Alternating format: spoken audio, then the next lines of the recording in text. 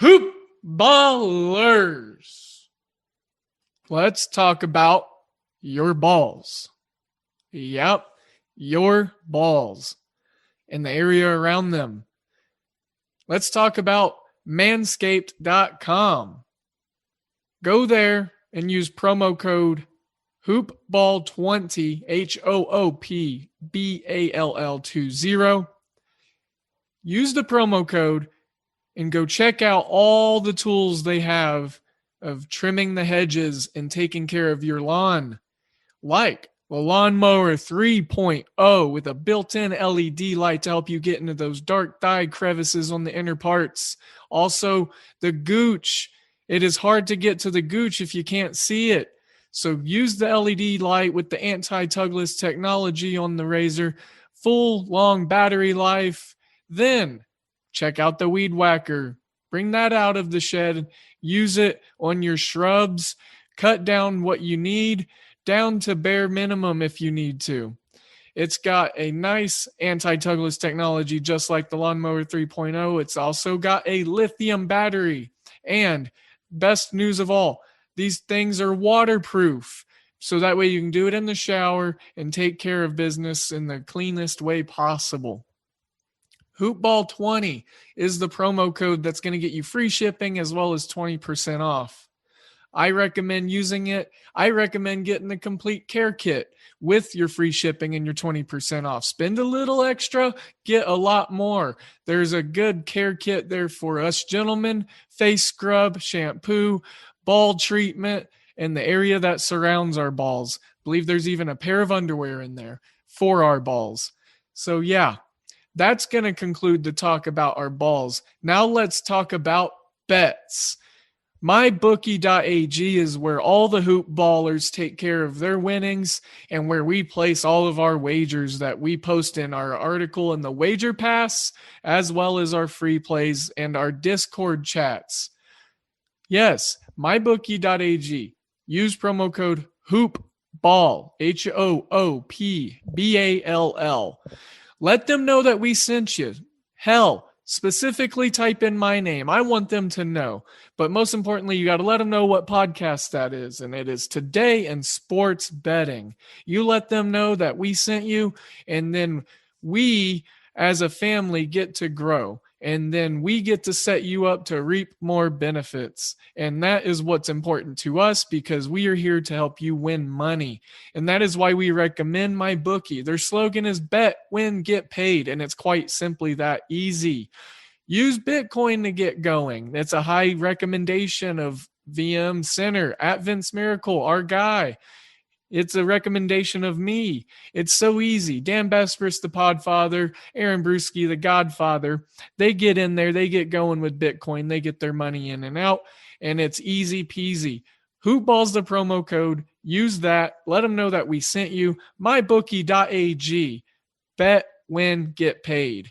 Now, as a podcast, we have your balls and your bets covered. And without further ado, we have Today in Sports Betting. The following is a Hoop Ball presentation. Hoop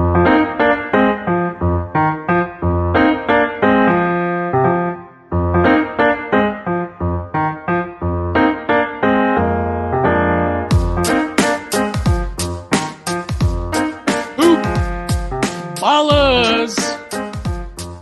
Welcome back to another episode and another edition of Today in Sports Betting.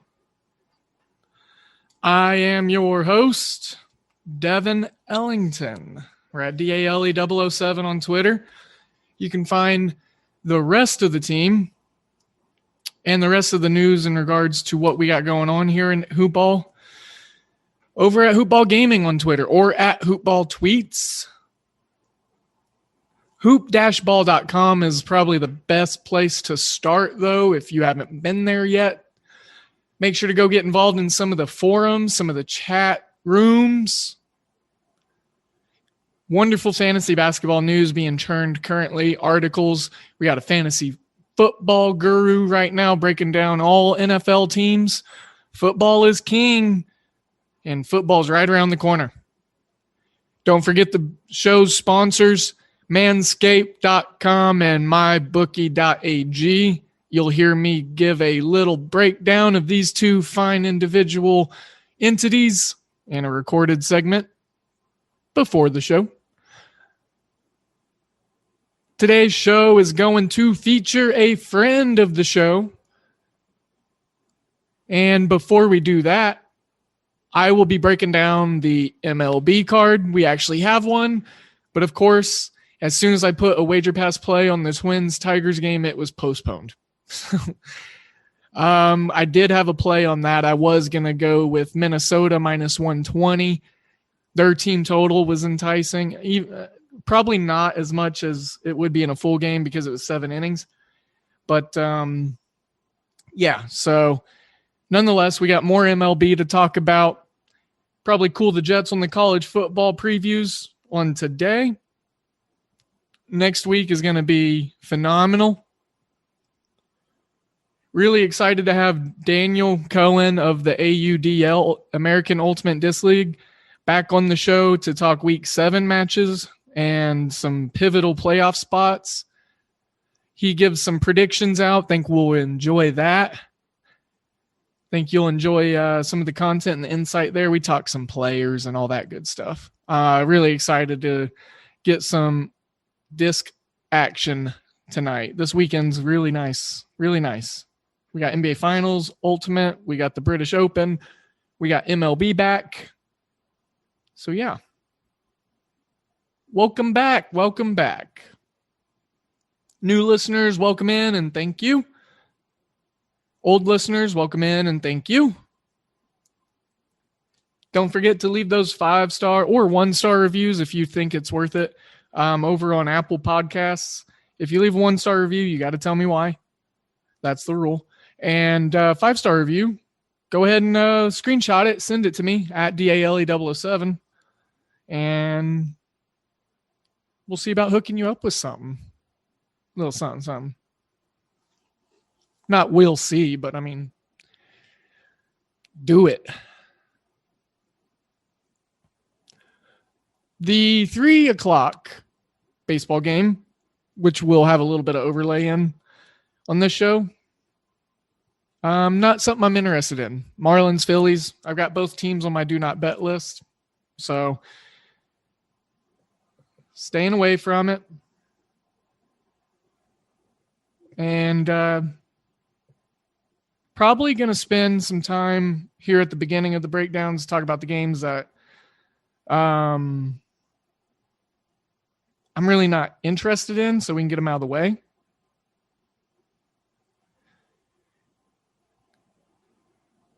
Because that'll make it easier. We'll just kind of get the low-hanging fruit and go from there. So like I said, Miami, Philly, 305, 605. There's a doubleheader. Really not interested. Dodgers in Colorado. You know, look, I'm not. It's the first game back after Colorado hosting the All-Star game, All-Star break. I'm not sure. I mean, there's no like stat or anything that goes into that or narrative really, but it's just All-Star hangover. Dodgers have a lot of guys in the All-Star game, obviously, and festivities. So I'm going to leave that one off my radar. I've got a lot of stuff on my radar. Oakland, Cleveland, I've got a slight lean to over 8, and that's the 840 game. San Fran, St. Louis, Gosman,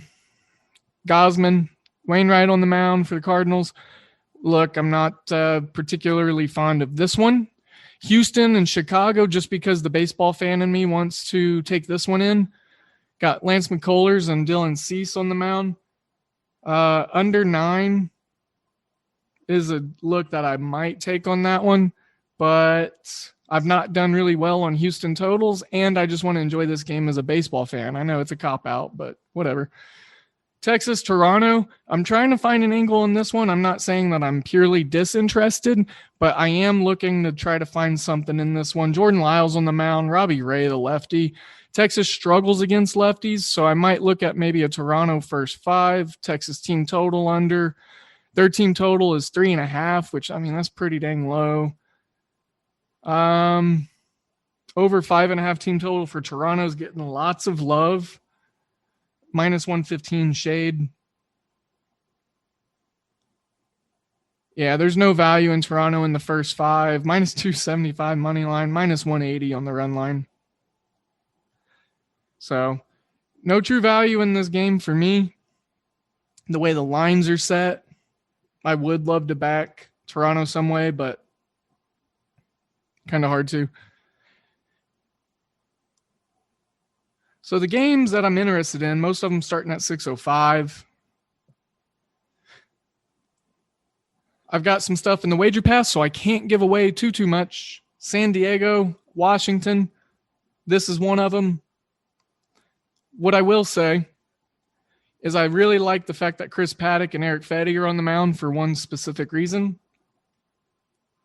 There's a slight 6-mile-per-hour wind blowing out. Chris Paddock, the righty, Fedde, the righty. Fedde's gotten his ERA under 5, which is shocking. I think it inflates after this game. Wink, wink, nudge, nudge. San Diego getting 66% of the money, 63% of the bet percentage. And look, San Diego minus 130. I know Chris Paddock's on the mound, and he's been crappy, but San Diego's got the overall better offense. Run lines plus 115 for the Padres. But me speaking, San Diego, Washington, I haven't had too much success as a bettor or a handicapper on them individually as teams. Starling Castro was just put on the administrative leave list. So look for that to maybe affect Washington because he was actually hitting really, really well against righties this year. One of their better hitters against righties. And now you're going to have Gerardo Parra or a different player in there. This Barea kid hits 167 under the Mendoza line. Victor Robles hits 222. Of course, Juan Soto's over 300, the only batter. Actually, as Drupal Escobar's at an even 300 against righties.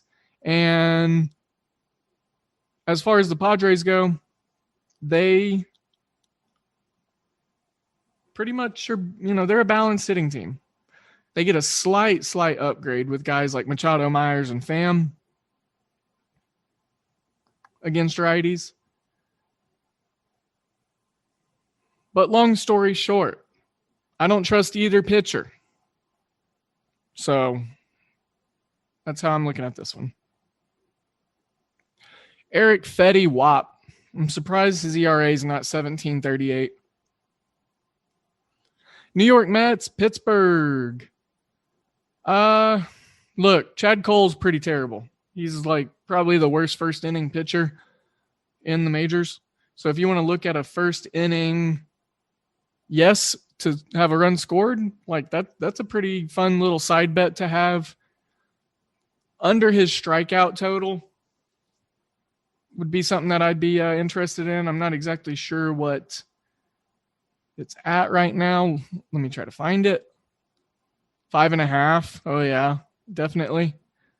It's at minus 130.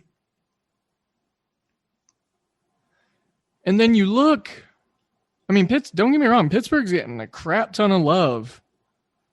According to the Action Network, they got a B- grade at this plus 140 home underdog number. Thinking it should be closer to plus 117 is what they're saying. But you look at the money, the bet percentage, Mets getting 84% of the bets, 69% of the money, and Pittsburgh is just bad at home. Granted, Cole has been a bit better at home. I was looking at his road and away splits, significantly better. But fact of the matter remains, he is bottom percentile in a lot of stuff. I think I still have his page up right here. Yeah, I do. Cool. So over the course of the season, he is 13th percentile for a dark blue circle in walk percentage. So he walks a lot of guys. He is probably the worst pitcher for chase rate 18th percentile for K percentage, very, very low. Expected WOBA, expected ERA low. So look for some guys to perhaps get to him tonight. The Mets, I think we're going to see a resurgent offense from them. Pete Alonso defending his Derby title, huge confidence boost there. Then you got guys like Nemo in there that are just, what's the word I'm looking for? They do really well in droves. Like they just cluster together their productivity, and I think we're going to see a spurt from him. Conforto's back. Dom Smith is starting to get sharp. Lindor's got to get all the way going at some point. So really looking for that to perhaps take place tonight. JD Davis, once they get him back healthy from that hand sprain, will be huge. Pete Alonso, Jeff McNeil. I mean, look, this lineup is loaded. So look for the Mets to start surging. If you look at Chad Cole and his most recent starts, he did something he doesn't do very often.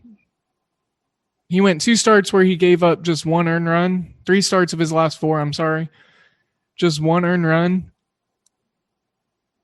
That's his season low. He's done it 4 times this year, but 3 in his last 4. So look for the law of average to pan out and average out. And I think the All-Star break might have cooled his momentum a little bit. Pun intended. See what I did there? Because his last name is Cole. Cool.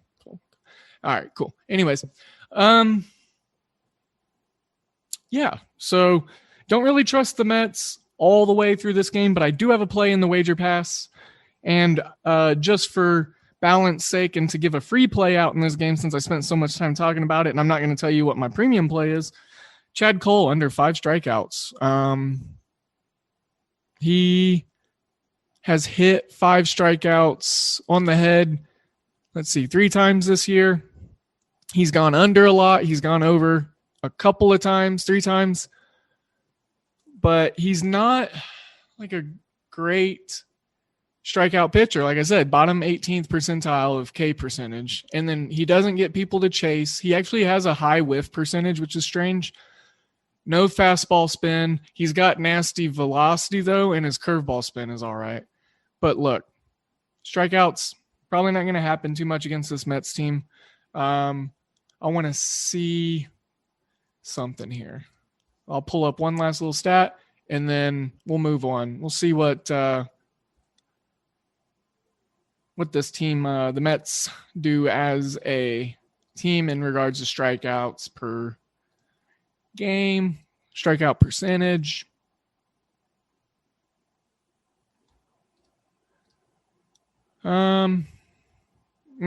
Okay.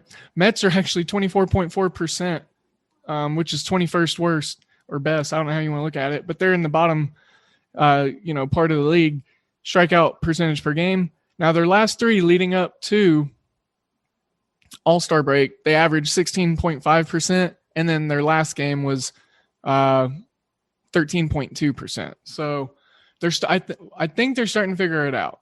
So last year they were 22.1%, still pretty high, but I look for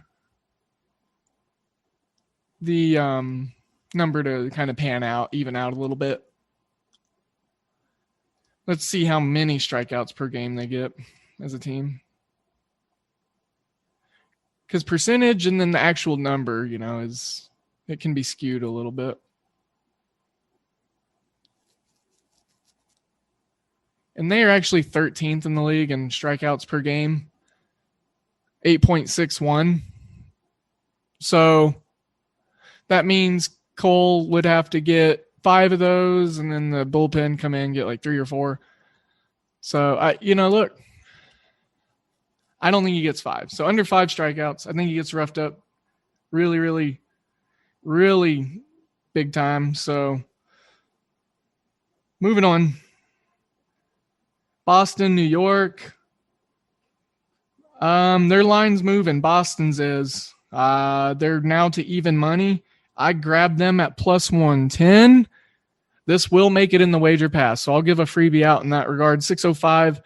Look, I hate betting for, and supporting Eduardo Rodriguez. This just feels really weird. But look, the fact of the matter is the Yankees don't hit lefties. And Aaron Judge, the only guy that does hit lefties, just got put on COVID protocol. Gio Urshela, Kyle Higashioka also. So they got to throw guys out there like LeCastro that has a 122 average against lefties. And Brett Gardner, 163. Rougned Odor, 238. 239 for Gary Sanchez. Look, this offense is going to struggle. I know it's Erod, but he's got to have a couple good starts in him. The Red Sox against lefties significantly better. They got multiple guys over 300. Upper hand here for sure. If anything, look at, Red Sox team total over. It's 4.5. I don't trust Montgomery. He's been having decent starts lately, but let me look at some of his stuff a little closer, and then we can just move on from this game. Long story short, I like the Red Sox side. I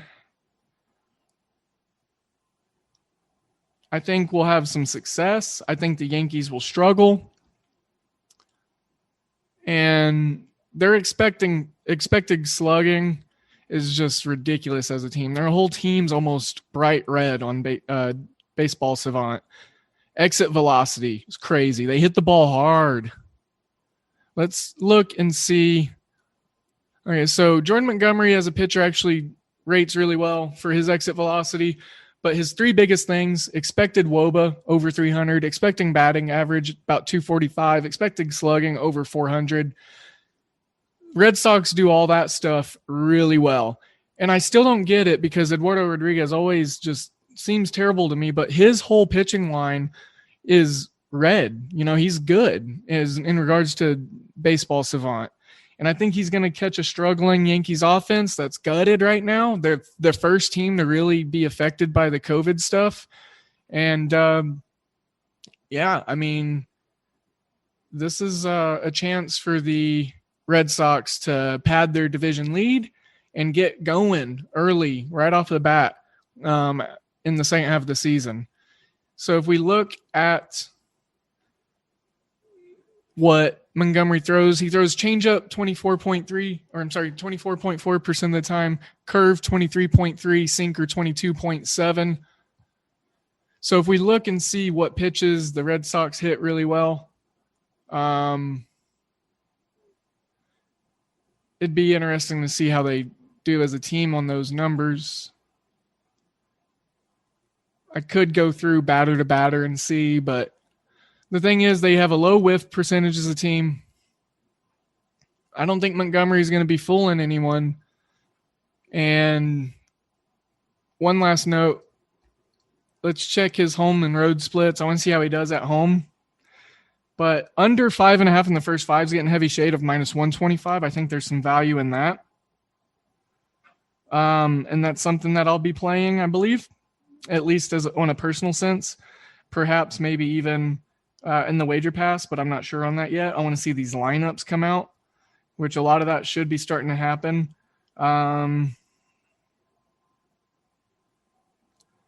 Let's see. Yeah, no, Yankees lineup's not out yet.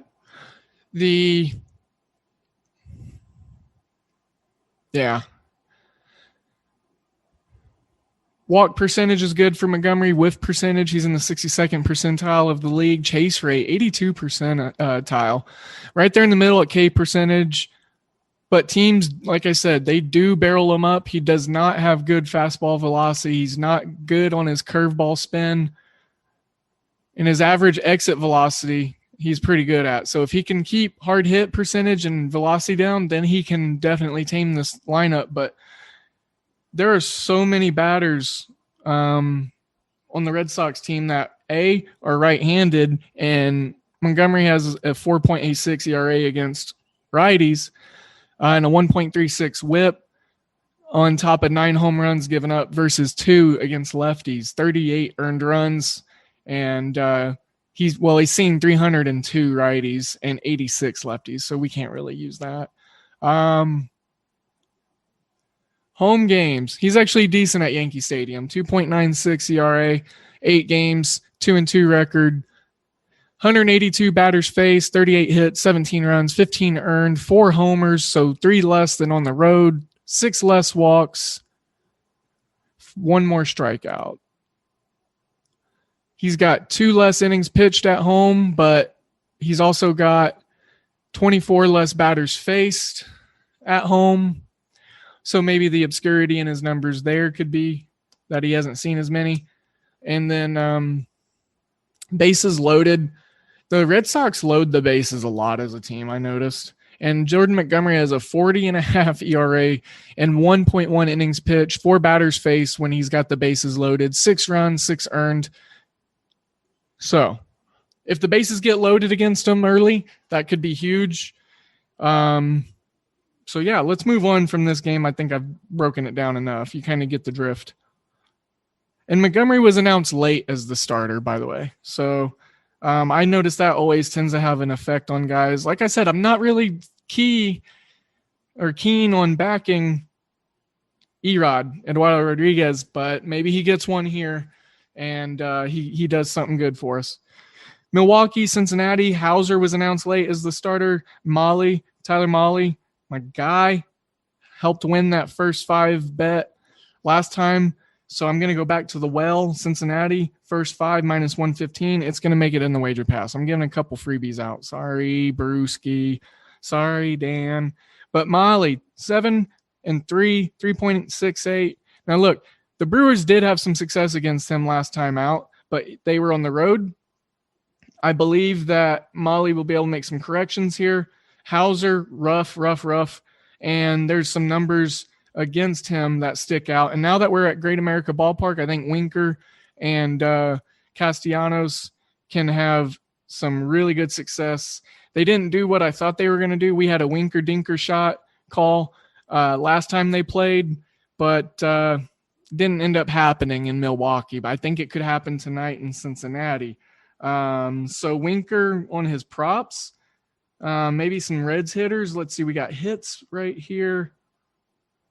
Winker over a hit, 225, minus 225 juice.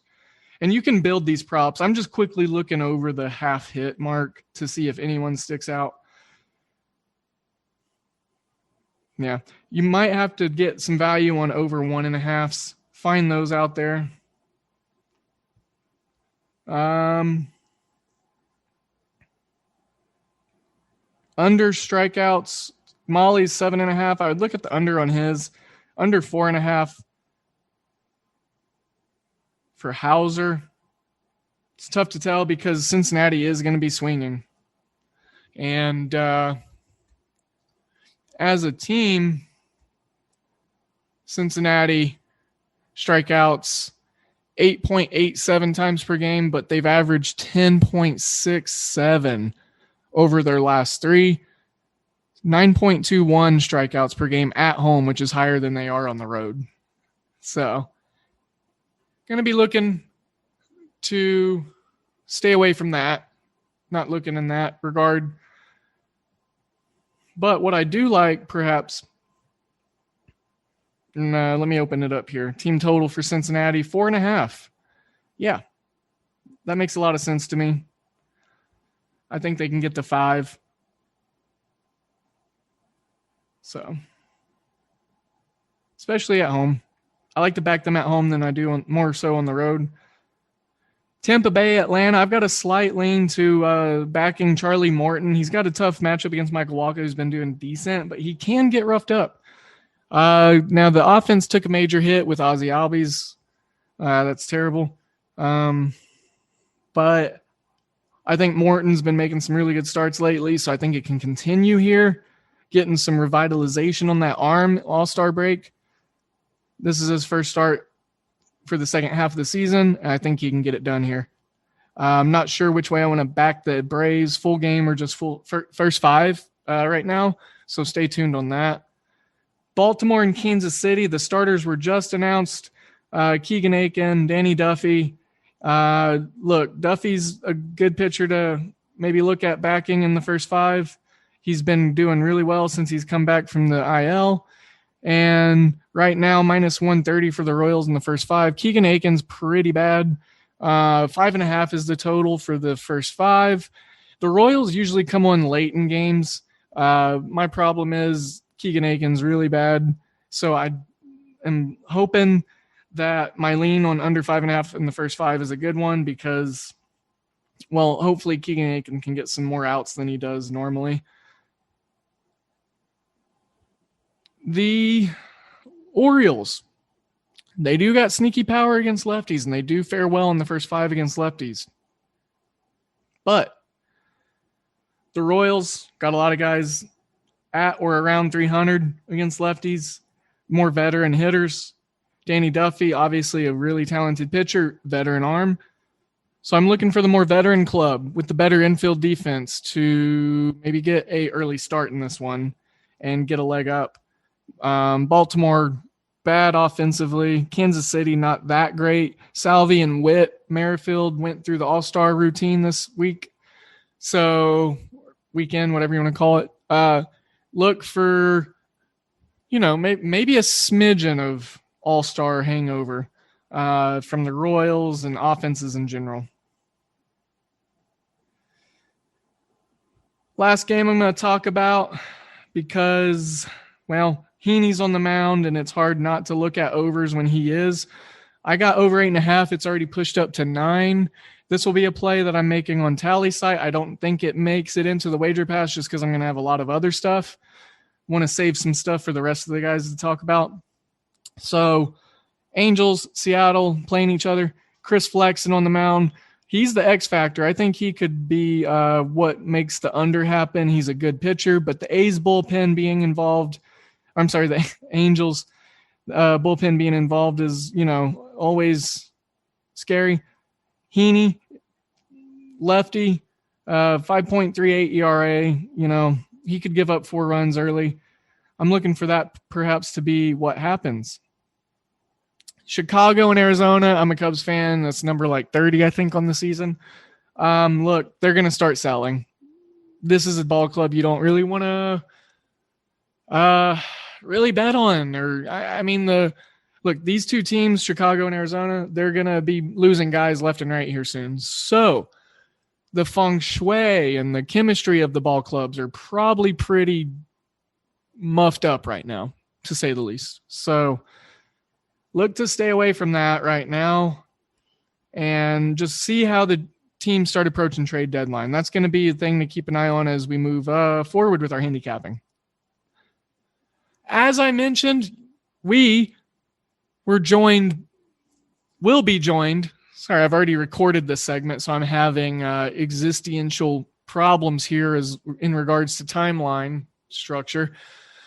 But for you, it's future sense. Daniel Cohen at It's Daniel Cohen on Twitter, the lead analyst for the AUDL, American Ultimate Disc League, joined me to talk about Week 7, some key matchups, players to look out for, some stats, some history of the league.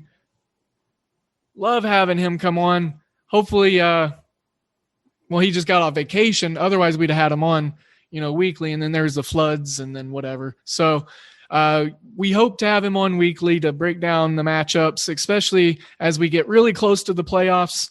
Sorry, I have to do it every time. That's why I need a soundboard. I need to invest in one of those. So yes, we talked to Daniel, and I just wrapped up the MLB card. So what I'm going to do now is awkwardly segue into my conversation with Daniel Cohen. And for your listening experience, here you are. Now, as promised, Hoopballers, we get to talk Ultimate Disc, the AUDL, with friend of the show, returning guest, Daniel Cohen, or it's at Daniel on Twitter. Or it's Daniel. I'm sorry. At it's Daniel. I switched some of the words there. It's early in the morning. I am stoked because Daniel, since being on the show, he's had a wonderful vacation. He's created a new podcast. He's talked with me more and more about this league. We've gotten more and more sample sizes of data. We've got teams starting to separate themselves. Teams separating themselves in bad ways. Tampa Bay Cannons. We've got an article or two to talk about from Daniel. His players to watch for this week is already out. So we have lots to talk about with the AUDL this week. The Atlantic Division is crammed tight. Manny Eckhart for the Cascades is in a bright spot this week. Ben Lewis. I'm excited to talk about a lot of different aspects in regards to this league. And also welcome back, Daniel. Mr. Cohen, how you doing, boss? I'm doing good. Thanks for having me back on. I'm excited. Yes, absolutely. And then I just want to clarify because I botched the entry there, but it's Daniel, correct, on Twitter? It's Daniel Cohen. It's such a hard at name to say, but yeah, it's Daniel Cohen. Yeah, because there's two it's in there. It's like, I know. It's a struggle to say it. I like it. I like how it looks, but yeah, it's not easy to to tell people what it is. Shame on me. I got it the first time, but you're fine. Still waiting for this coffee to kick in. We're getting this rolling bright and early for you guys. We're about 7:40 in the morning on the Central Time sphere, and we've got, like I said, Daniel Cohen of the AUDL here, and we're gonna talk some standings, some players, ultimately, pun intended, what you want to talk about, because you are the guru here for us. And, this is why I wanted to have you on the show and have you back and just kind of update us with what's going on with the league. I've been keeping my eye on it, of course, but, it's always good to get more exposure and more insight. And we are starting to see some guys, the first half of the season is in the books, and we've got some guys that are candidates for first half MVP. We've got some people that have been putting up some ridiculous numbers, and we got some pretty important matchups going into this week with playoff pictures starting to form. So where's a good place for us to start, Daniel? Tonight's games, or what do you think? Yeah, we can talk tonight's games. So there are 2 games tonight. We have Atlanta playing in Philly, the Atlanta Hustle against the Philadelphia Phoenix. And then our DraftKings game this week is the Dallas Roughnecks going to Seattle for the first time this season. They're doing this West Coast road trip up to Seattle, and then they'll play San Jose tomorrow night. So the Dallas-Seattle game will air live on DraftKings YouTube and Twitch channels. So that will be available for free to anyone. And it's a pretty big game for both Dallas and Seattle. I mean, you have Dallas as the team that kind of came into this West Division. So for the first time this season, they moved to the West Division. Before they'd played in the South Division. But when Boston joined the league, we did some divisional realignment that moved Dallas and Austin to the West Division. And Dallas was kind of coming in as the favorites. I mean, they have made it to the championship game 3 of their first 4 seasons in the league. They won one of them. They have 1 title. And the one year they didn't make it to the championship game, they still made it to the semifinals. So they've been a Final Four team every single year. They've won their division every single year. But they came into the West this year, and they're sitting at 4-3 currently, including 2 losses to the Austin Soul. Austin has kind of been like the little brother to Dallas for most of the time that both those teams have been around. So since 2016, and Dallas took a bunch of Austin players this past offseason. Like, they basically chopped off like the top, 5 players from Austin's roster and added them to Dallas, which was already, a championship level team. And, Dallas has just kind of struggled fielding a consistent roster this year. They have kind of, I think maybe 7 guys that have played every game, or maybe 5 guys that have played every game for them this season, out of a game day roster of 20. So they're, it's the consistency that seems to be catching up to them a little bit. They seem to be maybe getting a little too complacent, relying on their depth a little too much.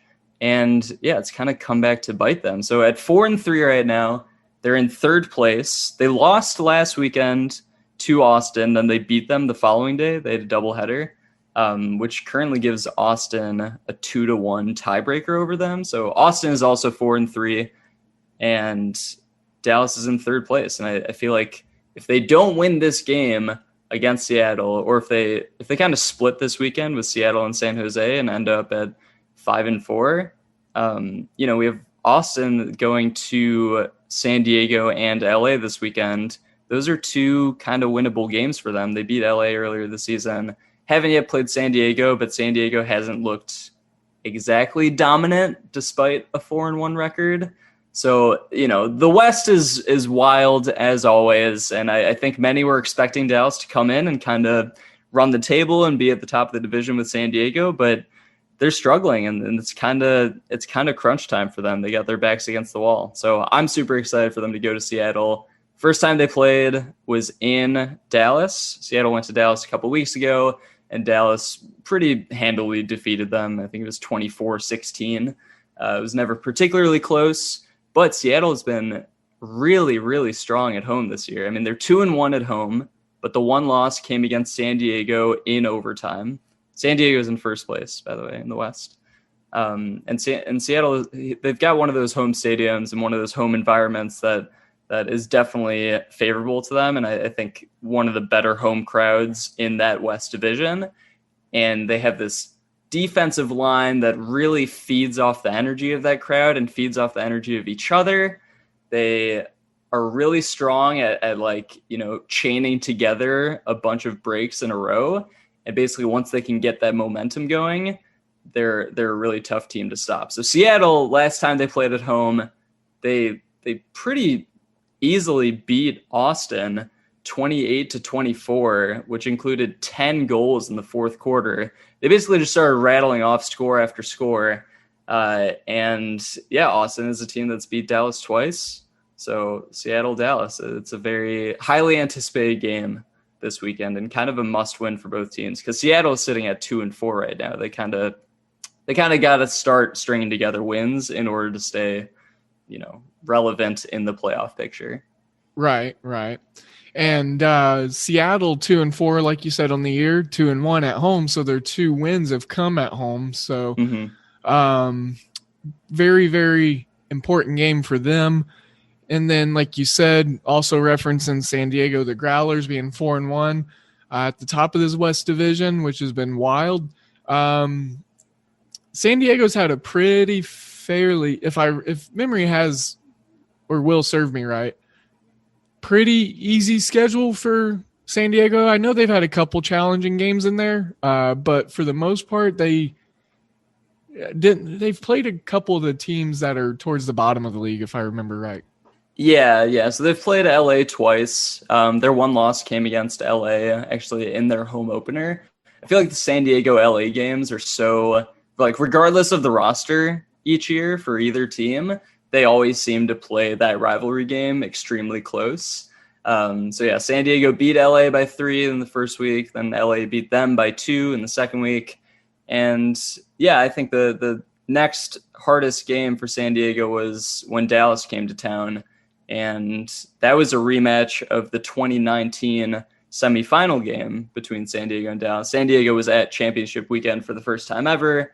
Dallas, of course, a regular at championship weekend. But Dallas beat them, I think, by 5 in that game. And San Diego got revenge this year. They won 21-20 at home. And then San Diego also traveled up to San Jose and Seattle for a road trip and won both of those games. But like I said, that game against Seattle was really could have gone either way. It felt like Seattle had the lead for most of that game. San Diego kind of had to rally in the fourth quarter, forced overtime, ended up coming away with a win. with a win. Wind is on my mind because it was a super windy game. Yeah. Not great conditions, very low scoring.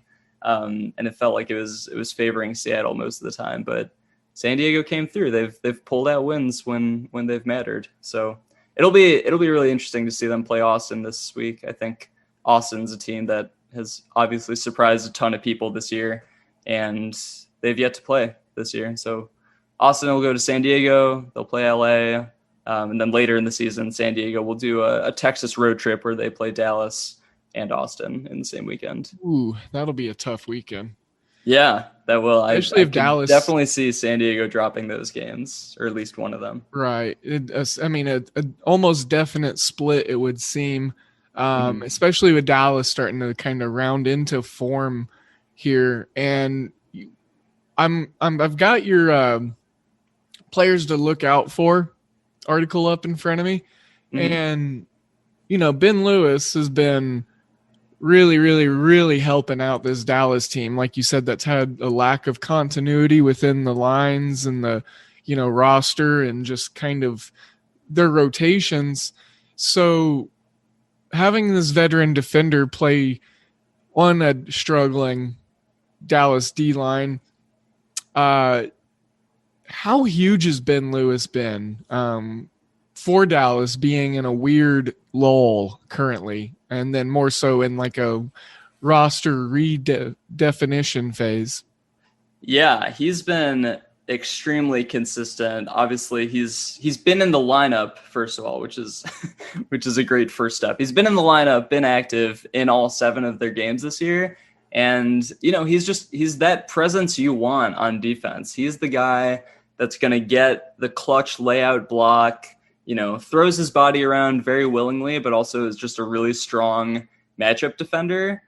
He's a big guy and knows the field very well. He's got great field awareness, able to poach off of his guy and help out on other matchups as well.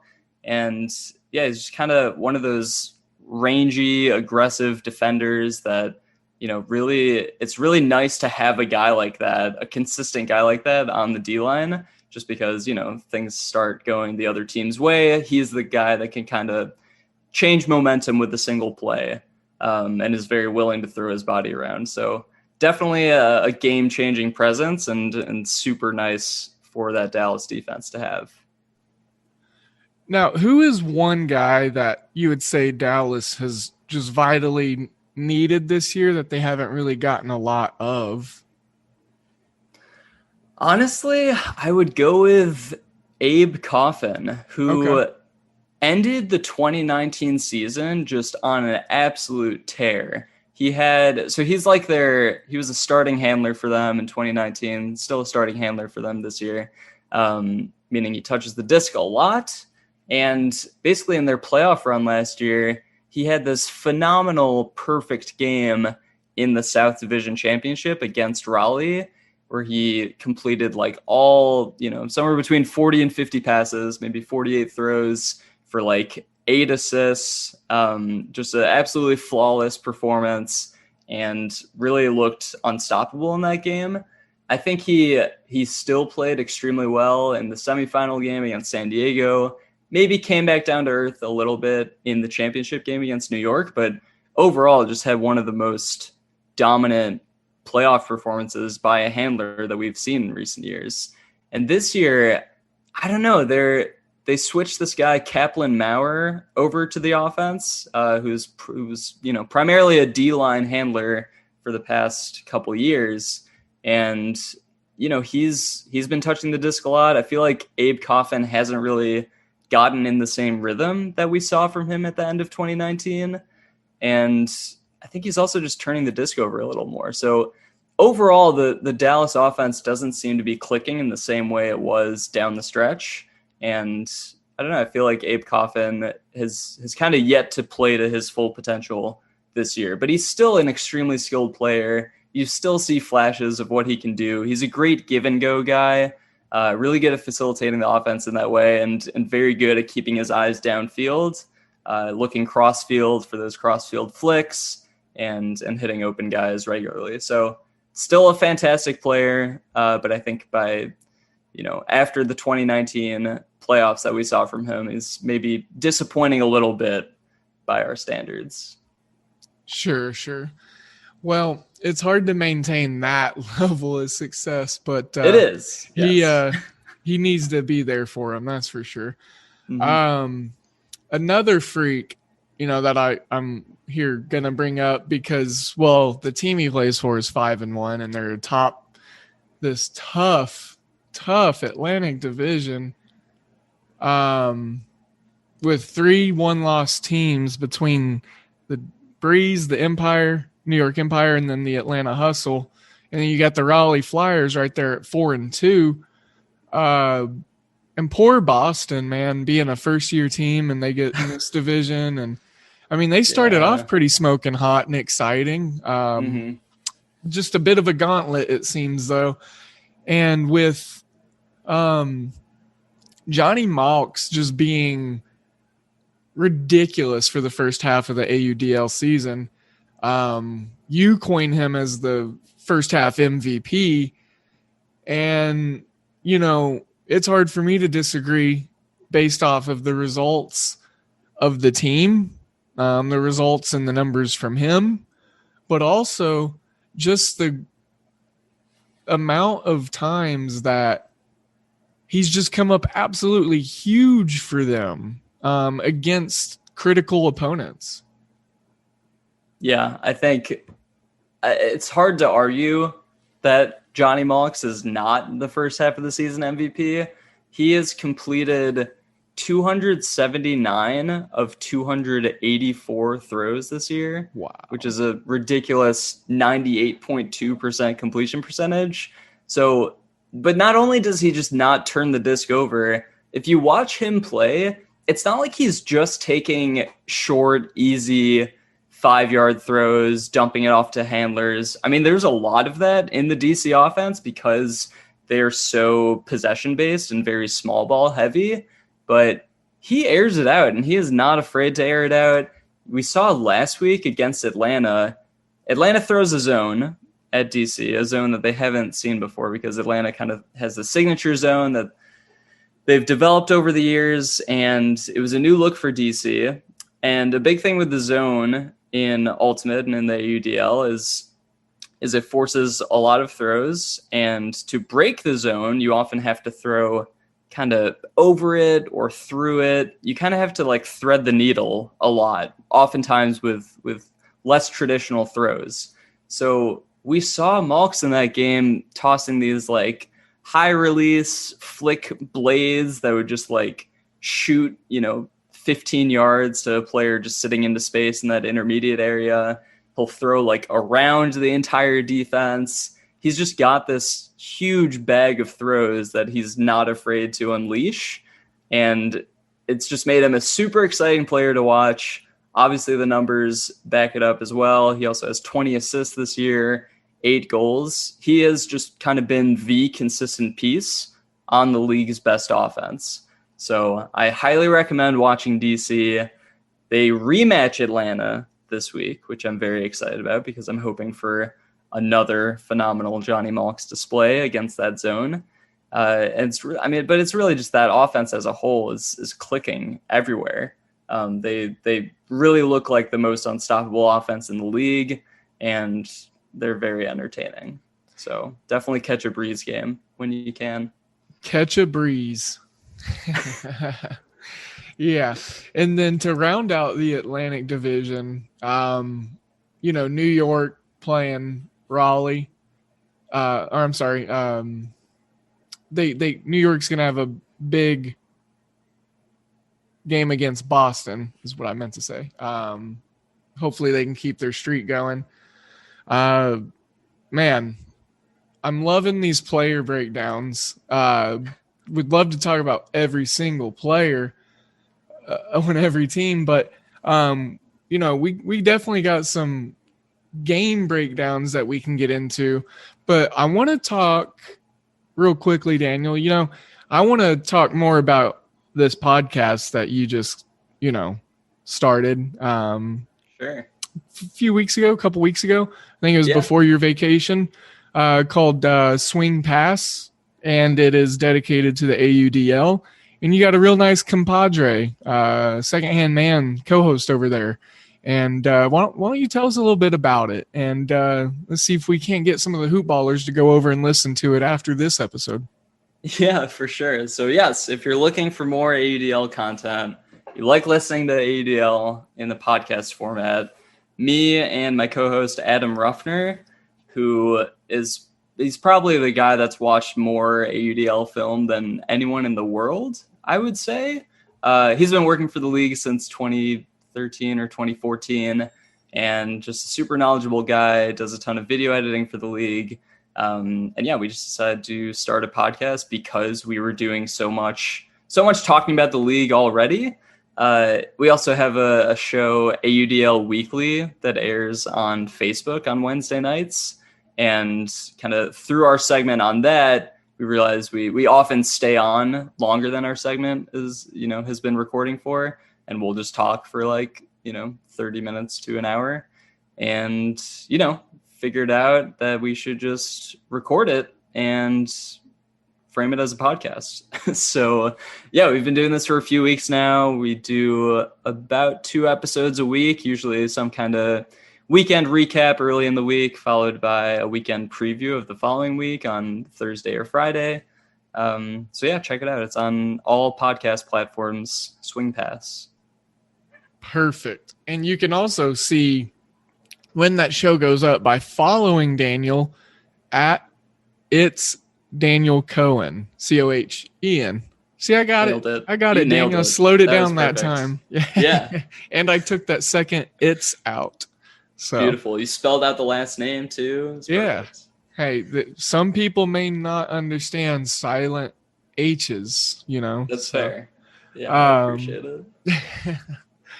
One of my favorite probably my favorite movie, the main character's last name is Cohen, so I've got some exposure to that last name. There you go. Yeah. I want to briefly pick your brain because I'm looking through the schedule for this week, and it seems like we've got a lot of games that are featuring teams that could be out of it already. Mm-hmm. Not a lot of teams, maybe just a couple specifically, but there's also some games for some teams that, it's an opportunity for them to A, get right, but B, to maybe get themselves back into contention. One of those, or two, I would say 2 of those teams in pretty big spots, especially since Minnesota is getting a matchup against the Detroit Mechanics. And, yeah, no need to talk about that. Yeah. Detroit's 0 on the year, 0-6. So Minnesota being in first place, above rival Chicago Union, which last time you were on the show, we talked a lot about, Chicago's dominance, the dominance held in this division by Madison. And then the other 2 teams, being Chicago and Minnesota, looking to maybe push through there. And we've got a couple of really good games within this Central Division this weekend, not Detroit and Minnesota, but this Indianapolis and Madison game is important for Madison because Madison sits 3rd at 5-3 behind 5-1 Minnesota and 5-2 Chicago. And then you've got, again, another game with Indianapolis on Sunday going up against Chicago. So some pretty big games with Indianapolis that could maybe serve as a spoiler. Do you think the Alley Cats get one of these games against these tough foes, or are they just the sacrificial lamb for the weekend? They're not quite the sacrificial lamb. I wouldn't go that far. They're not Detroit, but it does feel like Madison, Chicago, and Minnesota are kind of the top tier, the clear top tier of this division. So I don't see Indy beating Chicago or Madison. They've played each of them twice so far. Indy's played Madison twice. Madison beat them by 4 each time, once at home, once on the road. Indy's played Chicago twice, once at home, once on the road, and Chicago won by 8 both of those times. So I definitely think Chicago is going to be kind of looking to take out some frustration from their last weekend, which they went 0-2 against Madison and Minnesota. So they're going to be looking to kind of reestablish themselves. And Madison, just, taking on Madison in front of the Madison home crowd, which is the best home crowd in the league, it's very difficult for opponents. And, even if Madison is kind of struggling offensively, I think their defense and just feeding off the energy of that crowd, it's usually enough to put them over the edge. So wouldn't worry too much, but I do think Indianapolis, obviously they've only lost by 4 to Madison those 2 games. So they've stayed competitive most of the time. So obviously Madison has to be careful. They can't take the game for granted. Chicago, I'm definitely less worried about. I think Chicago should continue defeating Indy pretty easily. Madison doesn't have as talented of a team as Chicago, but still, I would definitely favor the Radicals by a few points in this game. And I would be surprised if the Alley Cats won a game this weekend, but it wouldn't be crazy. Yeah. And it wouldn't be as bad as if their name was the Detroit Mechanics. Yes. Which are, by the way, the 2 Alley Cats wins this year are against Detroit. Were against the Mechanics. Oh, man. So the Alley Cats have yet to beat Minnesota, Chicago, or Madison. But, still got some games left. You never know. Oh, that's funny. I didn't realize that. Yeah. So the rest of the games, I'll see if any they all catch your mind because you love this stuff. I love this stuff, but you get what I'm saying. Yeah. Raleigh, Pittsburgh. Pittsburgh kind of down lower, obviously. Raleigh with that high-flying offense being the Flyers. And then also trying to stay in contention in the Atlantic. I think Raleigh comes out focused and they know not to put Pittsburgh past them or below them. Going on the road's always tough. So I feel Raleigh handles business just because they understand how important the game is. And not to mention, there are some other important games within the Atlantic Division this weekend that if they just handle their business against a lower quality opponent, they could benefit from it. Yeah, I think Raleigh is definitely a really hot team right now. They've won 4 straight, and I think both their 2 losses, they started the season 0-2. Both of those were just 1-goal losses. Oh, wow. So the Flyers have kind of underratedly been, a top team in this division despite their record. And they just have a ton of depth. They've handled the Cannons very easily the past few weeks. And I don't really see Pittsburgh putting up too much of a fight against Raleigh. I do feel like Raleigh is kind of not locked into a playoff spot necessarily. I do think Philly and Boston could be knocking on the door later this season, but they do feel like an elite team, and Pittsburgh hasn't yet felt at that level. They just got their first win of the season. I think it was last week or 2 weeks ago. Was it against Detroit? No, it was against Philly for Pennsylvania Cup, or the Commonwealth Cup, right. I believe they call it. Battle for Pennsylvania. Philly had beaten them pretty handily at home, I think by 8 or 9 goals earlier in the season, but then they went to Pittsburgh and lost by 3. So Pittsburgh, I don't really see them being super competitive in this division this year, but they do have enough pieces where they could kind of change the tides if, one of those top teams slips a bit. And I definitely think Pittsburgh is better at home in front of that crowd. So we'll see how Raleigh travels this week, but I wouldn't be too worried if I was a Flyers fan.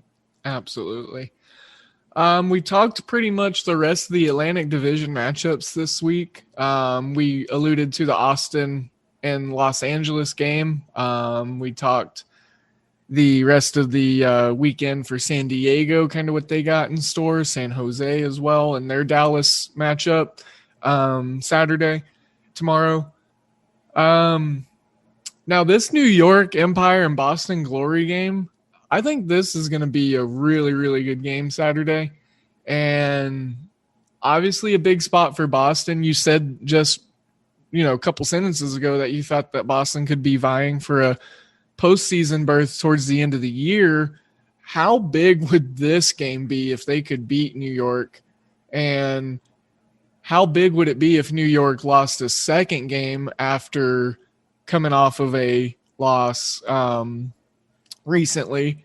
This is very pivotal matchup here in my, virgin experiences in AUDL, quote unquote handicapper.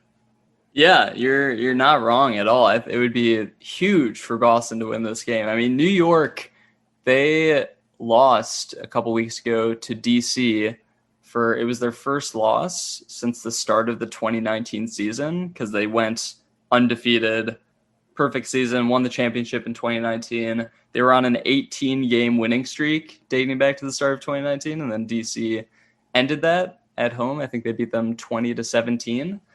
And, a second loss for New York, obviously that changes things a ton in the Atlantic, because all of a sudden, if New York drops to 4-2, you still have Philly at 3-4. They're kind of creeping up the standings, and Boston really hasn't looked bad in any game so far this season. I mean, they did get blown out by DC, but I attribute that more to DC just being on fire that whole game. I think DC won something like 32-20. But Boston, they did just lose at home to Philly, but it was a 1-goal game. We saw them play Atlanta to a 1-goal game earlier in the season, and they have enough talent on their team. They're also getting some guys back this week. We didn't see Tanner Halkyard play last week. Orion Cable is finally back in the lineup. Yeah, I was gonna ask you. He hasn't played since week 2. I think he's only played 2 games this season. Since you came on the show and we jinxed him. I know. We talked so highly of him. His name is so good. He's huge. He's a young guy. So I'm excited to see him back in the lineup. I think they're going to be very appreciative to have him back, because, him and Halkyard, Orion Cable is, 6'4", 6'5". Halkyard is 6'3". These are 2 big downfield receivers that can really win a lot of matchups against New York. I mean, New York has their fair share of big guys too, but they're typically more on the offensive side. So it should be a battle despite the records. I mean, you have Boston at 2-4, New York 4-1. It's going to be a closer game than those records would indicate. And I think playing in Boston, that extra level of the New York-Boston rivalry, first time they're ever meeting in franchise history, at home in Boston, I could definitely see the Glory keeping this game competitive throughout, and it could come down to the wire. Yeah. Well, if they can pick up this win this week, that will be huge, because next week they get to play Tampa Bay, and that will be a little bit easier of a matchup. So if they can compile some positive momentum going, get to 500 in the next 2 weeks, they're going to be sitting in a little bit better position there in that tough Atlantic division. All the teams in this Atlantic division, like towards the, I'd say Boston on up. Like, we don't have to include Pittsburgh and Tampa Bay, but it's those cluster teams there, that the 6 teams that I just referenced to, they can't be taking any opponents lightly from here on out, because there's just so much tightness in the standings for the Atlantic division. So, I mean, overlooking a Tampa Bay or a Pittsburgh could be very, very, very dangerous if you're DC, New York, Atlanta, Raleigh, etc. So yeah, tons of games to be set up for the ending parts of the season. And with, Boston maybe looking to make a move, the Atlanta and New York have to play each other going in week 8. Like I said, I'm kind of already prefacing next week based off of what we're talking about and playoff forming and all that good stuff.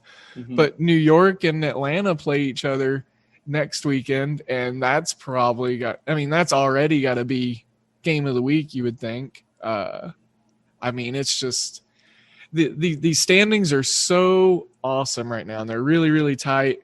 And if I'm not mistaken, we're going to start getting some Canadian action here soon. Looks like next Sunday, Ottawa and Montreal will be taking on each other for the first game of the Canadian Cup. Yeah. So the Canadian Cup, due to COVID, is kind of a separate thing this year. The Canadian teams aren't participating in the normal AUDL season, but they are playing, I think it's 8 total games each. I think they play the other 2 teams 4 times each, twice at home, twice on the road. So yeah, Canada teams, we've been missing them. I think Toronto has kind of fielded one of the most consistent teams. They're the second most winning team in league history, next to the Madison Radicals. Both teams have over 90 wins. They're approaching that 100 win mark. And Toronto won a title in 2013, also an undefeated season. And Montreal, Ottawa, obviously they're still hanging around and have a ton of talented players. So yeah, I'm excited to get some Canadian games. We've been due. We've been due for some, for sure. Absolutely. I'm excited to get some exposure to it because I want to see, because I've not seen, the Canadian team since my fandom of the AUDL started. And, right. This is going to be interesting to kind of see how the teams, how they, what am I trying to say? See if there's like order? A philosophy difference or like, like style of play, because like in the NBA, Toronto, they've got their very specific playing style compared to the rest of the NBA. So it's like, I was interested to see how it went with Ultimate. And also I can't get over Montreal's logo because every time I look over at it or it's like a quick glance, it looks like the Thundercats emblem, and they might be my new favorite team just because of that. So they do have a really good logo. I also like it in the different forms. They got like a shield. They got just the circle with the bird head. I think it's a bird head. Montreal's a fun team. In general, I feel like these Canadian teams they kind of always can play each other close regardless of how they're doing in any given year. Generally, the pecking order has been Toronto at the top, followed by Montreal, followed by Ottawa at the bottom. But like in 2019, I think Ottawa lost on a buzzer beater to Toronto. We saw Ottawa beat DC in 2019 too. So all these teams have some fight in them. I think generally it's probably maybe, at least with Ottawa and Montreal, they tend to play a slightly faster pace. You see a few more hucks go up that you might not see as often from U.S. teams. Toronto plays a very solid, fundamental, just really, really sound game. I think they always have a ton of pieces, a ton of veterans, some really good rising stars on each of these teams. So they're definitely going to be interesting to watch. I think you'll get a feel for how they'll fit into the season heading into 2022 based on these games that they play this year. Yes, absolutely. More teams for more Ultimate Disc in 2022. Love it. Sign me up. I mean, maybe we get another expansion team before 2022 too. I don't know. Maybe. Who knows? Maybe we just get more teams popping up left and right. And hey, Oklahoma City needs a team. I'll tell you that. That's for dang sure. True. I need to start whipping together some Oklahoma City business owners and corporations. And I need to let them know what's up with the Ultimate. So could you run the team? Could I? Oh, yeah. I would do my best. Right. I would be open to the idea. I don't think I have any franchise running experience in the AUDL on my resume yet. So, I mean, it'd be a good addition. That's for sure. Hey, if you have the passion, which you are definitely developing, you never know. I think the league is definitely looking to expand, from now until 2030, maybe add a few more teams. Still definitely kind of in the infancy. It still feels very much like a startup league. We're now in season 10. 2012 was the inaugural season, but yeah, we've seen several teams come and go over the years, but I feel like it's a pretty solid 22 teams that are in the league currently. Yeah, expansion definitely a possibility. Well, I will say, I recently moved out of Kansas City. Kansas City had a very huge, frisbee golf, just ultimate in general, Yeah. the scene, very huge. A lot of pro tour, and I think we might have talked off camera about this, but a lot of pro ultimate, more so frisbee golf than anything, but a lot of pro courses there, and people love disc in Kansas City, and Oklahoma City actually has a couple pro courses down here too. So, and then like I told you, back in high school in Oklahoma, we were playing disc, for gym and spending a lot of time on it. So I think subliminally and subconsciously, a lot of us Oklahomans just got ultimate disc just kind of right there planted and kind of like programmed into our synapses a little bit. So I love it. I think some Midwest love is, let's send it on down from Chicago down through the rest of the center of the America and more disc. I mean, hey, yeah, the Central Division only has 5 teams right now. So we got to balance things out eventually. Yeah, exactly. Yeah, the Atlantic is huge. We need some more teams in the Central. It is loaded this year. Yes. So I like it. Daniel, I really appreciate you making some time and coming back on post vacation. Really glad I got to break down some of these players and these matchups for this week. We got a really exciting one, two good ones tonight. Again, you can watch the Dallas and Seattle game on DraftKings' channels on YouTube, Twitch. Also look for it on the AUDL Twitter page. I'm sure Daniel will be putting some stuff out. Don't forget to check out the Swing Pass podcast. That's another one that I almost tripped up on, man. Wow. You nailed it though. That was great. Yeah, I had to. We're trying to trip you up with enough words and terms. What are those tongue twisters? Yes. I can't believe I almost forgot that word or that phrase. Daniel, this is about you here. You're the guest. So why don't you share with us, if you've got something up your sleeve that'll be coming out this weekend, one last hot take, just anything in general that Mr. Cohen wants to get out there for the Hoopball listeners. Okay, I'll throw out a prediction for. Should I give my championship weekend prediction? Ooh. You want me to pick a winner of every division? Let's go with that. Yeah, then we can have you back on the show and we can kind of track, or we can, yeah. We'll see. Like Play-Doh. I'll go on record. I will go on record that from the Central Division, we're going to see Chicago coming out of that division. It'll be a Chicago-Minnesota playoff game. I don't know where it'll be played. Could be played in Chicago. Could be played in Minnesota. Depends on who gets the 1 seed. And so Chicago from the Central, we're going to take DC and New York coming out of the Atlantic. DC is going to have home field advantage at championship weekend this year. Championship weekend, by the way, is the AUDL's Final Four equivalent. It's in a different host city every year, and this year it is in DC. Oh, wow. DC is going to be playing in front of that home crowd at championship weekend. They could come in as the favorites easily.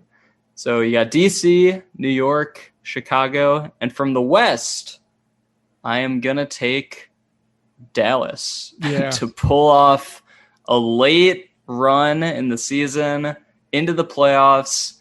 They're going to have to go to San Diego, is my guess. I think San Diego gets the 1 seed in that division. Dallas gets the 2 seed, but I think Dallas is going to turn it on at the right time, start putting together more consistent rosters to really peak at the right time this season. So Chicago, DC, New York, Dallas, Final Four. I love it. That's awesome. Good predictions, always enjoyable and always appreciated. Absolutely. Looking forward to seeing how the season plays out the rest of the way. We've got about 5 weeks left up to week 12. So we are in store for some high, fast-paced action, to say the least. Well, Daniel, I really appreciate it again, man. And don't forget, listeners, he is at It's Daniel Cohen on Twitter. Remember, there's a silent H in there. Cohen. Cohen, like two chickens trying to exist. Exactly. Thanks so much for having me on, Devin. It's been a lot of fun. Absolutely, man. Well, I'm already looking forward to the next one, and glad that you had a great vacation. Glad that you get to come home to some awesome disc this weekend. And here's to a very, very safe day for you, pal. And cheers, and we'll see you around on the next one. All right, bud? Appreciate it. Sounds good. See you next time. All right. And Hoop Ballers, like always, I am sending you all of my good vibes, all of my good energies. Make sure to go out there, be safe today. Do something kind for someone if you can. And with that being said, today in sports betting is out. This has been a Hoop Ball presentation.